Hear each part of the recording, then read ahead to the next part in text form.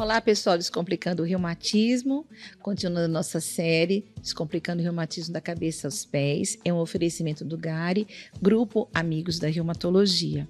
E, mais uma vez, nós temos a Leda, já faz parte da nossa história aqui, do Descomplicando, e nós vamos falar um pouquinho sobre osteoporose, mas do ponto de vista de exercício. Vamos aproveitar a experiência que ela tem e vamos absorver mais os conhecimentos dela. Leda, muito obrigada pelo convite mais uma vez. Muito obrigada por estar aqui conosco. Eu é que agradeço o convite, é muito interessante e é importante que as pessoas saibam o que é, como cuidar-se, para que não venham a ter uma repercussão negativa de uma doença que pode ser bastante agressiva e chata para a funcionalidade das pessoas. Ok. E nós vamos começar, falando o que é osteoporose. A osteoporose é uma doença que é chamada de silenciosa. A osteoporose não dói. Então, ela só pode ser diagnosticada pelo médico através de alguns exames, dos quais a densitometria é a mais conhecida. Mas não é só isso, mas é uma condição mais peculiar da mulher, é mais comum em mulheres, na menopausa, em que há uma perda de cálcio relativa à menopausa e a pessoa fica com os ossos mais frágeis. E isto leva a uma chance maior de fraturas e de perda de capacidade funcional muito importante. Leda, e aí, como é que fica o osso na osteoporose? Veja, a gente tem um osso que tem uma parte de fora que a gente chama cortical, que é um osso duro, compacto, resistente. Esse osso sofre menos com a idade, com a menopausa, ele é mais resistente. Porém, especialmente na parte final dos ossos longos, nós temos um osso que se chama esponjoso. Ele é todo cheio de buraquinhos. Esses buraquinhos não estão vazios, não. Aí dentro é berçário das células do sangue, é onde o corpo forma as células do sistema imune, é uma parte importante. Porém, com a idade, existe uma perda de fixação de cálcio nesse lugar e o osso, em vez de se tornar como este, com buraquinhos pequenos, vai perdendo algumas conexões e os buracos vão aumentando. Conforme aumenta essa porosidade, o risco de fratura é grande. Em alguns ossos, isso é mais relevante, em outros, é menos. Pode haver osteoporose em alguns lugares e não em outros. Por exemplo, se eu tive pólio quando criança, aquela perna que teve pólio e cresceu menos, ela formou menos osso. Então, ela com a idade se torna mais osteoporótica. Se eu sou de uma etnia, por exemplo, os orientais, que são miudinhos, ou as pessoas loirinhas, que são miudinhas, elas formaram menos osso quando crianças. Então, com a idade que o osso se torna mais poroso, o risco é maior. Então, é bem variável. Existem questões de etnia, de desenvolvimento. Então, eu diria assim, para tratar a osteoporose, seria ótimo que todas as crianças fizessem muita atividade física, porque eu criaria um osso forte enquanto é criança. E quando fosse perder lá na frente, tinha maior quantidade de forma que uma perda não fosse tão importante. Agora você me fez lembrar uma coisa. A gente forma osso, teoricamente, mais ou menos até os 20 anos. Você tem uma formação de osso, depois você estabiliza. Isso a gente vai ver em outros detalhes quando falar sobre densitometria óssea, que é justamente. Então, às vezes a gente vai ver um paciente que tem osteoporose jovem, mas a gente tem que lembrar que às vezes a pessoa não formou o osso, ele já vem com uma perda natural, porque ele não formou osso durante o período que ele tinha que guardar osso. Então, ele não fez. E isso às vezes atrapalha, porque a gente fica imaginando que ele perdeu. Na realidade, ele nunca chegou ao ponto que a gente precisa que o osso seja mais forte. Ele não chegou a ter. Eu acho que você tocar nesse assunto das crianças terem uma atividade física coisa que na nossa época era muito mais comum e hoje está cada vez menos, é um alerta para as crianças. Então, se quiser formar um osso bom, ele tem que ser formado agora, quando é jovem, porque depois vai correr atrás do prejuízo e talvez não alcance o que deveria ser, né? Na hora que a gente pensa que as crianças ficam tempos enormes com celular, mas veja bem a situação de uma mãe. 2 crianças pequenas, um apartamento pequeno, a criançada pula para cima, pula para baixo, ela vai ligar a televisão, ela vai pôr um joguinho para acalmar as crianças. Mas essas crianças tinham que estar no pátio, tinha que subir em árvore, tinha que pular isso, tinha que fazer aquilo, tinha que se ralar um pouquinho, faz parte da vida a gente ralar o joelho, mas tinha que ter mais espaços para se exercitar, porque é o estímulo do músculo puxando o osso, que faz o osso crescer, que faz o osso calcificar, que faz um bom osso. Tanto que as pessoas grandes, mais pesadas, em geral, têm uma qualidade óssea menor. Por que as loirinhas, pequenininhas, orientais, têm mais problema com a osteoporose? Porque o esqueleto delas é delicado, é pequeno, não se exercitaram, não tiveram um desenvolvimento tão grande. Então, eu acho que o alerta da osteoporose é: as crianças têm que pular, as crianças têm que fazer exercícios, a criança tem que correr, a criança tem que fazer força, porque senão lá na frente vai faltar e nós teremos uma população de risco logo mais. E aproveitando o gancho, qual é a população de risco para a osteoporose? Então, primeiro, mulher. Ser mulher já é condição. Por quê? Quando entra na menopausa, a falta do estrógeno leva a uma perda acentuada de cálcio dentro do osso. E aí este cálcio vai faltar. O que vai acontecer com isto? Os ossos da coluna, eles têm uma capacidade de sustentar carga menor aqui na frente do que atrás. Então, na hora que nós fazemos as coisas no dia a dia, a gente se inclina muito para frente.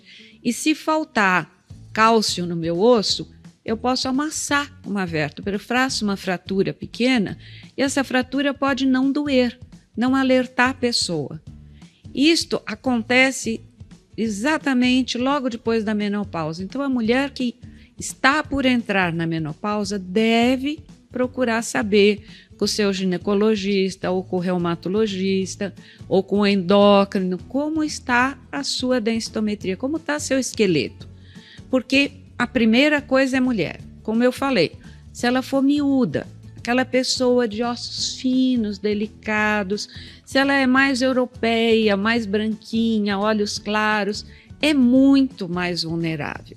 O estrógeno faz falta e nas miúdas faz mais falta.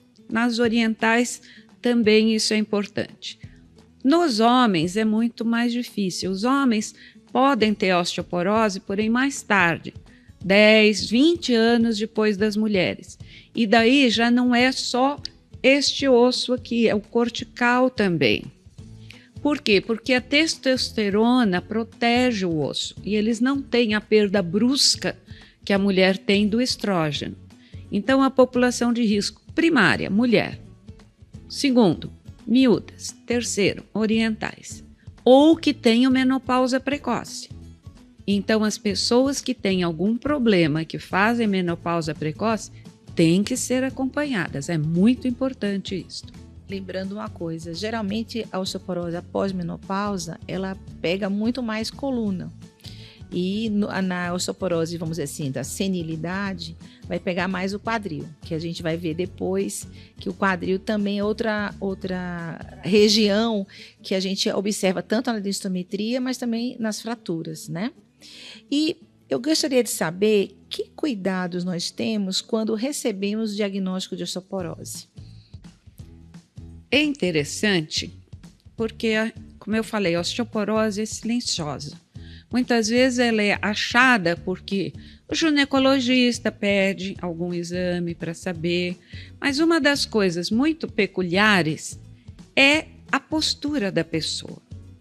Então, normalmente a gente é mais ou menos retinho. Quando começa a ter osteoporose, pode acontecer microfraturas naquelas vértebras e a pessoa vai encurvando. Aí vejam bem, aquela cabeça tão para frente, ela desafia meu centro de massa, essa cabeça pesada. Ela muito para frente vai comprimir mais as vértebras. Ela vai puxar a pessoa para frente. Para cair é mais fácil. Então, eu preciso cuidar da postura. Então, uma pessoa que tem uma boa postura, que mantém uma boa musculatura das costas, ela talvez não chegue naquela postura tão inclinada. Então, é importante olhar isso. Se a pessoa já desde mais jovem já é um pouco mais inclinada, opa! As pessoas, muitas vezes, na perimenopausa, estão se aposentando. Ficam muito tempo sentado e sentado, a gente cai para frente. A gente não mantém uma postura. Amassa mais as vértebras lá na frente e perde mais musculatura lá atrás. Então, postura é a primeira coisa que a gente tem que olhar, pelo risco. Segunda coisa, musculatura. Se eu não tenho músculo forte, eu não seguro o meu osso. E eu falei agora há pouco que o osso ele cresce em cálcio quando o músculo puxa. Se eu fico sentada, se eu sou sedentária, meu músculo vai embora, a minha postura piora e o meu risco aumenta. Então, sedentarismo é segundo risco. Eu preciso. O meu osso, ele só segura o cálcio se meu pé bater no chão regularmente. Então, se eu fizer um exercício tipo bicicleta, não é bom para o osso. É bom para o músculo, é bom para o pulmão, mas não é bom para o osso. Eu preciso andar, eu preciso fazer um pouco de peso, eu preciso ter músculos fortes. Primeiro, para aguentar a minha postura mais ereta, para não inclinar tanto. Para isso eu preciso músculo, preciso resistência. Se isto se acentua, pode chegar num ponto que prejudica a respiração da pessoa. Então é algo que tem que ser cuidado. A postura é muito importante. Ok. E observando a postura, o que a gente pode, dentro de casa, ter como maior vilão para ter quedas? O que apavora mais as pessoas na osteoporose é que se cair pode quebrar, e fratura é algo muito sério. Fratura pode ser extremamente sério ao ponto de diminuir o tanto que a pessoa vai viver. Então, a fratura de quadril é muito grave, tem que se evitar ao máximo. Muito bem, eu preciso ter, então, músculo forte. Eu não tenho. Eu fico sedentária, eu fico assistindo TV, eu não me mexo. O lugar mais perigoso da casa é cozinha e banheiro. Por quê? Nos dois lugares tenho água. Nos dois lugares eu tenho risco de escorregar. Algumas armadilhas na casa. Todo mundo gosta de ter um tapetinho para passar da cozinha para a sala. Tropeçar no tapetinho é algo perigoso. Tapetes, se eles não forem muito bem grudados ao solo, é muito fácil de tropeçar. Por quê? Porque o músculo é ruim, eu não levanto o pé, e quando eu vou andar, eu venho com aquele pé arrastando, eu venho com aquele chinelo sem vergonha, que é ótimo para derrubar. Então, eu preciso ter cuidado. Superfícies que têm água. Box do banheiro, tapetinho no chão, se o chão é meio liso, barra de segurar, barra junto do vaso sanitário, se o meu joelho não está bom. Tapetinhos só se forem de borracha, muito bem lisos, bem grudados no chão. Tapetinhos para passar de um ambiente para o outro, ponha de lado, porque você pode passar e não vai tropeçar. Você quer limpar o pé? Vira de lado, limpa o pezinho, volta e passa. E você tem que ter segurança. Então, a segurança inclui sapato. Depois dos 60 anos é proibido chinelo. Chinelo é no máximo para ir até o banheiro e voltar. Circular pela casa, sapato ou sandália que prenda o calcanhar. Porque quando a gente anda de chinelo, o calcanhar vem dançando lá atrás. E isto para derrubar é muito sério. Outra coisa importante, muita gente ainda mora em sobrados. E é muito perigoso você usar um óculos que ele tem aqui embaixo, esses multifocais, ele só vê de perto. Então eu olho para baixo, eu não vejo o degrau e eu digo assim, chegou, tem mais um, e eu caio. Então eu recomendo nas casas que tem, e é obrigatório, por exemplo, no metrô, no condomínio, o primeiro e o último degrau, põe um durex amarelo. Porque aquele amarelo chama atenção, você vê e você não vai tropeçar. Outra coisa, quase toda pessoa mais idosa levanta para ir no banheiro à noite. Às vezes tem um companheiro ou tem mais gente no quarto ao lado, não quer acender a luz. Acenda a luz, porque no escuro pode cair. E melhor ainda, muitas vezes quando a pessoa levanta, tem hipotensão postural. Levanta devagar. Hipotensão postural é da tontura quando levanta. Levanta um pouco devagar. Eu sei que tem que chegar logo no banheiro para não vazar, mas vai devagar. E põe sensor de luz, por exemplo, no corredor ou até no banheiro, porque não precisa nem procurar o botão de luz. Economiza tempo. Tem, eventualmente, pessoas que o quarto é perto da escada. Vai que erra, em vez de entrar no banheiro, descer a escada no escuro, é perigoso. Sensor de luz, porque a luz acende automaticamente. Ou, muitas vezes, luzinha azul. Se você puser numa tomada abaixo uma luzinha azul, ela não atrapalha o sono. Outras cores atrapalham, o azul não. Tanto que em quarto de criança, a gente põe uma luzinha azul para a criança não se sentir no escuro inteiro e ter medo. Deixa uma luzinha azul que já te permite saber onde estão as coisas. Tá certo? E realmente muito cuidado. Se você tem dor no joelho, tem que ter mais cuidado. Mas eu acho que as armadilhas maiores são cozinha e banheiro, pelo fato de escorregar. Bem, saindo de casa, quais são os riscos que a gente tem na parte de osteoporose para queda, saindo de casa? É muito curioso, uma vez nós estudamos uma população de senhoras que tinham diagnóstico de osteoporose, mas não tinham fratura. Não tinham nada, não tinham dor, não tinham nada. E nós pedimos para que elas usassem um contador de passos durante uma semana. E pegamos uma outra população de senhoras que tinham artrite reumatoide, que tinha dor no pé, que tinha dor no joelho, que tinha dor aqui, que tinha dor ali. E pusemos os mesmos contadores de passo na cintura por uma semana. Sabe que quem tinha osteoporose andou menos do que quem tinha artrite reumatoide? Por quê? Disseram para ela, se cair pode quebrar. O que a pessoa ouviu? Não posso andar. Deve. Porém, a cidade não é muito amiga de quem precisa andar.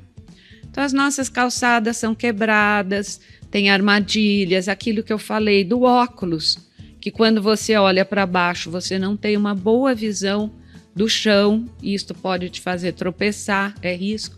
Atravessar rua é uma questão difícil, porque se pressupõe que uma pessoa ande numa velocidade mais rápida para atravessar a rua.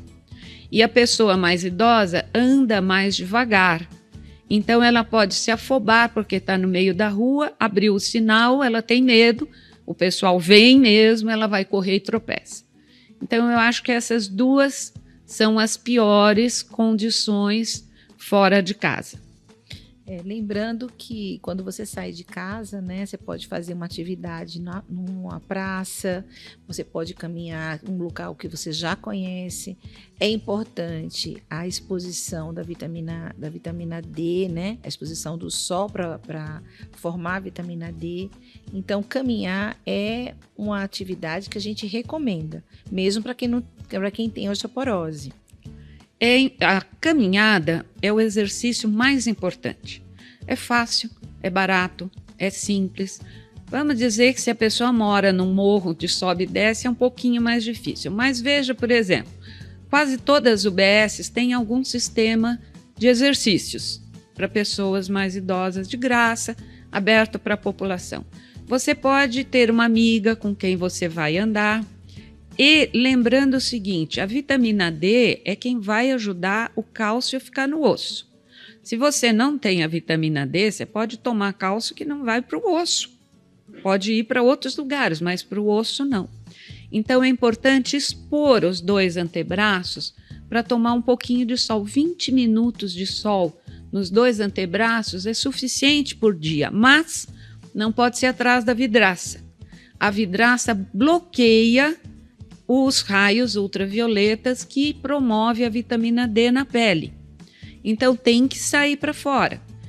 E realmente andar tem que ser no mínimo 40 minutos por dia. Menos do que isso você não vai ter os benefícios. 20 minutos você já faz a vitamina D, não está tão difícil assim. E precisa ser uma caminhada um pouquinho rápida, de maneira que a sua respiração acelere, mas você consiga conversar com outra pessoa. Muito devagar, o pé batendo no chão muito devagar não é estímulo suficiente para o cálcio ficar no osso. Então tem que ser um tiquinho de pressa. Contanto que a pessoa não perca o fôlego, né? Que dizem que é o limite, né? Que você possa andar rápido sem que você perca a sua respiração. Se começar a ter problema, já passou do ponto. E ainda complementando, como é que a gente pode prevenir, então, mais quedas? Além das coisas em casa, além das coisas na rua, tem mais alguma coisa que a gente possa prevenir? Tem algo muito importante. Tem que fazer exercício. As pessoas não gostam de fazer exercício. Mas, se a gente fica muito mais tempo parada, por exemplo, ficar sentada como eu estou agora, as musculaturas das minhas costas não estão fazendo nada. Elas estão absolutamente quietinhas. Isso faz com que eu perca a musculatura muito rápido. Eu preciso de exercício, eu preciso ter músculos fortes no braço, eu preciso ter músculo forte na perna, senão eu não vou sentar numa cadeira mais baixa, eu não vou subir escada, eu não vou descer escada fácil. Eu preciso de músculos fortes. Posso conseguir isso fazendo exercício em casa? Pode, é mais difícil. Porém, é importante que a pessoa faça um sistema de exercício de 2 a 3 vezes na semana, em que eu exercite os músculos das costas, os músculos dos braços, os músculos da perna. Eu preciso deles e eu preciso de que esse exercício seja com algum tipo de peso. Na pandemia, eu fiz uns pequenos vídeos que eu usava garrafa d'água de 2 litros, cheia de água, para usar como peso para fazer exercício. Não é tão complicado fazer alguma coisa, mas tem que fazer. Ok. E aproveitando os exercícios, quais são os bons para a osteoporose? Primeiro de tudo, a musculatura das costas tem que ser forte. E não é tão simples assim de estimulá-la. Por exemplo, ficar muito tempo sentada. Por outro lado, fazer faxina da casa em que você fica se inclinando e se inclinando, dá dor nas costas. Não é uma forma de exercício desejável. Limpar a casa é importante, mas como exercício não é tão bom. Precisa ter uma boa orientação. Precisa haver um equilíbrio entre as musculaturas de cima das costas, de baixo. Por isso que eu falei que o exercício com os braços, porque quando eu faço força com os braços, eu tenho que fazer força com as costas. Quando eu faço exercícios com a perna, eu tenho que fazer força com as costas. Então, eu preciso ter uma mistura de todos eles. Mas tem que haver um programa de exercícios, sim. Fortalecimento de abdominais também? Veja, a postura da pessoa com osteoporose é inclinada. Ela tem, provavelmente, a musculatura abdominal um pouco retraída. Então, tem que ter muito cuidado. Eu prefiro a musculatura posterior. Eu tenho que, talvez, alongar um pouquinho essa musculatura abdominal, porque ela está retraída. Musculatura não fica frouxa. Se eu me inclino, a musculatura encolhe. Se eu me estico, ela tem que se esticar. Então, se ela estiver um pouco retraída, fazer abdominal vai piorar. Eu poderia, desde que eu faça 3 exercícios para as costas, para um abdominal. Eu tenho que pesar os... Eu acho que aqui vai depender da fase de osteoporose que você tem e a idade também. Aí a gente volta um pouquinho na prevenção. jovens, você começar a fazer uma atividade física mais precocemente, mantém, né?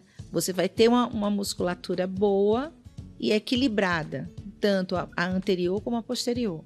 Só que quando você vai ficando com mais idade, né, e esse gráfico com a senhorinha ali com a osteoporose, a gente vai ver que o abdômen também, né, ele termina vindo mais protuso, ele vem mais para frente, né, e que denota que você ainda muda a estrutura toda da sua postura na coluna.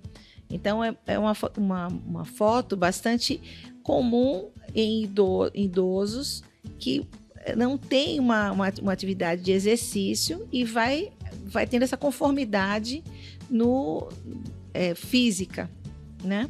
Veja, é curioso o seguinte, você tem que ter o seu peso em cima do pé. Se eu inclinei as costas e a cabeça foi para frente, alguma coisa tem que ir para trás para compensar. E nisso, o abdômen se torna proeminente. Então, assim, o equilíbrio entre um lado e outro tem que ser bem estabelecido. Isso tem que vir de jovem. Inclusive, entre o povo, isto daqui, esta curva no alto, com essa cabeça para frente, é chamado corcova de viúva. Não sei se já ouviram essa expressão, mas no interior a gente ouve. Esta forma da cabeça ir para frente e fazer uma proeminência aqui atrás, isso desequilibra todo o corpo. A gente tem um eixo, né? Esse eixo tem que ficar, que é o centro de gravidade, senão você ou pende para trás ou pende para frente. Você não pende para trás e para frente, você se mantém em cima do seu pé. Se alguma coisa vai para frente, outra vai para trás. Para manter o centro de gravidade, né?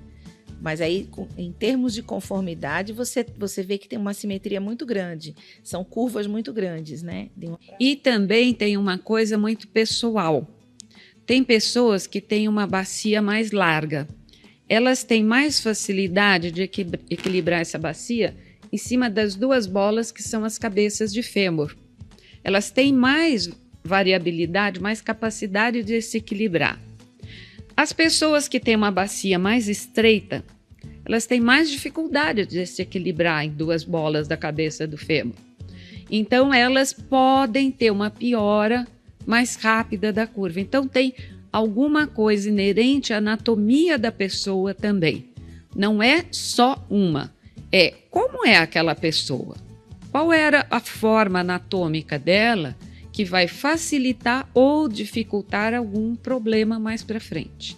Bem, para a gente evitar problema, a gente já comentou que são os exercícios. Então, o que é que você recomenda de exercícios para essas fases da osteoporose, né? A gente coloca uma mulher, né, já após menopausa, teoricamente já antes da menopausa ela tem que se prevenir, né? E na meia-idade e no idoso. Veja, existe uma associação americana de medicina esportiva que eles preconizam que você tem que ter diversas qualidades da sua musculatura e da sua capacidade aeróbica. Primeiro, você tem que ser capaz de dar oxigênio para o seu músculo. Então, você precisa ter uma aptidão cardiovascular. Andar fornece isso. Então, o primeiro exercício, quando alguém vai começar um programa, é andar. Poderia ser bicicletar, se a pessoa está mais vulnerável a cair, talvez uma bicicleta seja mais segura do que andar na rua. Em termos de osso não é bom, mas em termos de capacidade aeróbia é bom.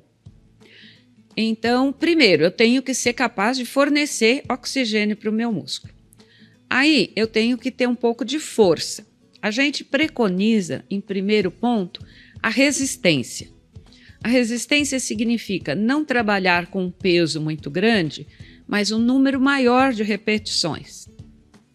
E, por último, realmente o fortalecimento, trabalhar com pesos maiores e menor número de repetições. E o Colégio Americano de Medicina Desportiva preconiza exercícios para as costas, exercícios para os braços, exercícios para as pernas, se não me engano, 3 ou 4 exercícios para cada parte. E também alguma coisa para a parte anterior. que pode ser ou no módulo resistência ou depois no módulo fortalecimento. Então, assim, pelo menos 2 coisas, o aeróbio e a resistência. Esses são obrigatórios. Uma pessoa mais idosa, por exemplo, que já esteja mais... Eu já estou mais preocupada com a capacidade de equilíbrio dela, ou que ela teve alguma doença, precisou ficar acamada, e ela está mais instável. Talvez um exercício dentro d'água para começar possa ser interessante. Para o osso, o exercício dentro d'água é péssimo. Não tem pancada do pé. Não tem melhora da capacidade do osso com a hidroginástica ou a hidroterapia. Porém, para a pessoa ter segurança de manter o seu corpo equilibrado, vale a pena pensar temporariamente. O meu objetivo é sempre tirá-la d'água, certo? Se for só para capacidade aeróbia, eu posso fazer exercício na bicicleta. Por quê? Porque a esteira, para algumas pessoas, ela pode ter um pouco de instabilidade, ela pode ter um labirinto mais vulnerável, então pode ser usado como exercício cardiovascular, para o osso não. Atletas de alto desempenho, quando foram fazer densitometria, viram que eles têm baixa densitometria. Então, bicicleta só não é para o osso, mas pode ser para o cardiorrespiratório. O meu objetivo é, no mínimo, trabalhar com o peso do corpo ou mesmo com pesos externos. Ok. E qual desses exercícios você acha o melhor de todos? Vamos dizer assim, em termos de praticidade, andar. Andar sempre. E andar, hoje em dia, quase todo celular tem marcador de passos dentro do próprio celular, não precisa nem de aplicativo, já tem lá. Você tem que andar no mínimo 8.000 passos dia, para você se manter razoável. Eu procuro andar 10, 12, eu sou exigente. Mas assim, 8.000 passos é o mínimo. Então, tem reloginhos hoje que fazem essa medida. O celular põe no bolso, ele mede. Não conseguiu chegar nos 8.000, vai andar mais um pouquinho. O que faz dentro de casa, conta. O dia que você vai fazer uma faxina, que você vai, que você vem, que você mexe para cá, conta. Mas precisa ter. Eu acho que o andar é o mínimo do mínimo do mínimo. Do mínimo. Mas aí... O ideal é trabalhar com pesos, mas nem sempre é factível, porque não existem lugares na cidade disponíveis para todo mundo. Mas andar todo mundo pode. Dá. Pegue uma amiga, vai junto, conversa. Eu, com frequência, vou num parque com uma amiga minha, eu levo minhas 2 cachorras, ela leva o cachorrinho dele, os cachorros treinam, nós treinamos e a língua da gente, sai de lá treinadinha. É agradável, o tempo não passa. Legal. E academia? Partindo já para que a pessoa que está querendo se exercitar, a academia é um bom local? Academia pode ser um bom local, deveria ser um bom local, porém, nem todos os profissionais que trabalham lá estão preparados para uma pessoa mais frágil. Eles estão preparados para uma pessoa normal. Normal não quer dizer de risco. Alguns profissionais são mais delicados na forma de abordar, mas não é uma regra. Na minha opinião, as academias poderiam ter pelo menos um profissional que fosse fisioterapeuta ou fisioterapeuta e educador físico. E essas pessoas mais vulneráveis seriam tratadas por este profissional, porque tem algumas questões próprias da vulnerabilidade que a pessoa normal não tem. Precisa cuidado. Quando eu vou em academias, eu fico nervosa com algumas orientações, porque são risco para as pessoas que são prováveis portadoras de osteoporose. Já falando de exercício, quais são os que você recomenda que não faça? Trabalhar com pesos na frente do corpo. Trabalhar com pesos laterais com a mão aqui e que a mão passe à altura do ombro. Esses 2 proibidos. Ok. E a gente voltando um pouquinho, que você comentou alguma coisa sobre equilíbrio, você comentou um pouquinho sobre a visão. Eu queria que você desse uma abordagem aqui. Que exercícios a gente pode indicar para quem tem a perda do equilíbrio? Você já falou um pouquinho que na piscina é interessante, as hidros, mas e outros que possa fazer de atividade? Se a pessoa tem dificuldade de equilíbrio, é bom que ela trabalhe sentada. Mas precisa ser sentado de uma forma boa. A pessoa não pode estar encurvada. Ela tem que estar bem apoiada. Ela pode trabalhar deitada. Tem muito exercício que pode ser feito a princípio. Você pode trabalhar, às vezes, com algumas máquinas que permitem que você esteja seguro. Precisaria ser visto. A pessoa precisa, por exemplo, ter o óculos bem calibrado. Se o óculos está mal dimensionado, a pessoa está em risco de cair, porque ela não vai ver pequenos acidentes na frente. A pessoa tem que estar bem alimentada. Algumas pessoas idosas, elas têm dificuldade de mastigar e elas não comem tanta proteína quanto precisariam, porque é difícil mastigar. Então, precisaria uma série de cuidados para que essa pessoa faça exercício com segurança. Então, seria labirinto, visão. Se a pessoa tem dor numa articulação, precisa ter cuidado, porque é mais fácil dela cair. Sapatos. Sapato tem que ser um sapato firme, tem que ser um sapato que esteja preso no calcanhar, um sapato que não vá deixar escorregar. Roupa que seja uma roupa confortável, que permita se mexer. Acho que é mais ou menos isto. Essas dicas estão perfeitas, Ileida. E algum outro fator que possa indicar que a pessoa possa ter queda, fora esses? Vamos dizer que a pessoa está acostumada a ser competente. A gente não aceita muito bem que com a idade vai ser incompetente. Precisa ter um pouco de perceber que você não tem mais 20 anos, que você não vai subir num banquinho para pegar alguma coisa lá em cima. Ou você tem uma escadinha decente, ou não suba no banquinho, que você vai cair. Você precisa saber que um salto alto estileto não é uma boa ideia. Você vai usar um salto no máximo 4, quadradinho. Precisa se convencer que a gente vai ter algumas perdas com a idade. Não é fácil admitir que a gente não tem mais 20 anos, mas tem que ter autoconhecimento e não se expor a riscos por bobagens. Ok. Ileida, fala só alguma coisinha sobre osteoporose e linfêmur. A gente falou muito de coluna e o fêmur. O fêmur, ele tem algumas características, ele também tem esta parte aqui de dentro dele, também é aquele osso poroso que perde mais com a idade. Muitas vezes a fratura tem a ver com a pessoa cair de lado, quando ela não tem um bom nível de equilíbrio e ela pode ter alguma coisa no labirinto e que de lado ela não tem o reflexo suficiente. Muitas vezes se cai de lado e pode haver a fratura.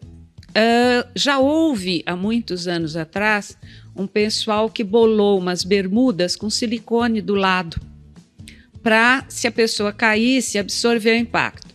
Então, você imagina uma senhora mais gordinha que já tem um culote e ela vai usar uma bermudinha que vai ter um culote de silicone por fora. E caíram e quebraram. Não foi uma boa ideia. Então, existem alguns treinos de reflexos para a pessoa não ter tanto esse risco. Porém, existem algumas suspeitas de que algumas vezes o fêmur está tão frágil, que a pessoa vai fazer um movimento de rotação em cima do fêmur e aquela última trabécula se fratura. E a pessoa pode acontecer de fraturar e cair, e não cair e fraturar. Mas é aquela situação que pessoas mais idosas ainda estão mais sujeitas. E tem uma solução para a fratura do colo do fêmur, colocar uma prótese. O problema é que é uma cirurgia tremendamente invasiva. Muitas vezes a pessoa que necessita dela já está mais frágil e o índice de mortalidade da cirurgia de colocação de prótese é bastante alto nos próximos 2 anos. Ninguém sabe exatamente por que aumenta essa mortalidade, mas eu imagino, a pessoa tem uma prótese, ela tem medo, ela já fraturou, ela sofreu dor, ela não controla muito bem essa parte, ela evita pisar muito daquele lado. E aí todo aquele arcabouço de força que ela precisaria, de reflexo, para ela se manter bem, está muito atenuado e ela se torna muito mais sedentária. E o sedentarismo é o pior prognóstico, a pior ideia para quem tem osteoporose. Por outro lado, ela tem que se mover num ambiente seguro. E nem sempre isso é fácil de conseguir as duas coisas. Lida, na realidade são vários fatores e você brilhantemente colocou para a gente. Eu quero te agradecer muito essa troca de informações. Eu acho que o nosso público Descomplicando, você foi fantástica, você deu dicas do dia a dia, que é isso que é a proposta do nosso programa, é dicas do dia a dia, o que é que você pode fazer. E eu acho que vocês aprenderam algumas coisas. Nós vamos ainda ter outros temas de osteoporose, nós vamos convidar outras pessoas. Hoje a gente ficou com exercícios e osteoporose, mas tem outros assuntos que a gente pode abordar. Então, muito obrigada, Leda, por estar aqui conosco, passar um pouquinho da sua experiência do dia a dia. E eu gostaria que você colocasse suas considerações. É interessante, em São Bernardo existe um grupo que tem um programa que chama-se Agita São Paulo, que já há muitos anos eles vêm procurando estabelecer sistemas mais amigáveis para as pessoas se mexerem. Eu acho que isso tinha que ser fortalecido. Faz algum tempo que eu não ouço muito falar deles, mas eu acho que era um programa maravilhoso que estimulava as pessoas a saírem de casa, a se exercitarem para serem mais saudáveis e deixar o sedentarismo. Eu acho que essa é a mensagem. Sedentário é risco, em qualquer idade, desde criança até a idade mais avançada. Leda, muito obrigada. E para vocês, a gente se despede aqui, continue assistindo nossos posts, continue nos seguindo. Muito obrigada pela sua presença aqui, viu, Leda? Eu que agradeço o convite. Tchau, gente, até a próxima.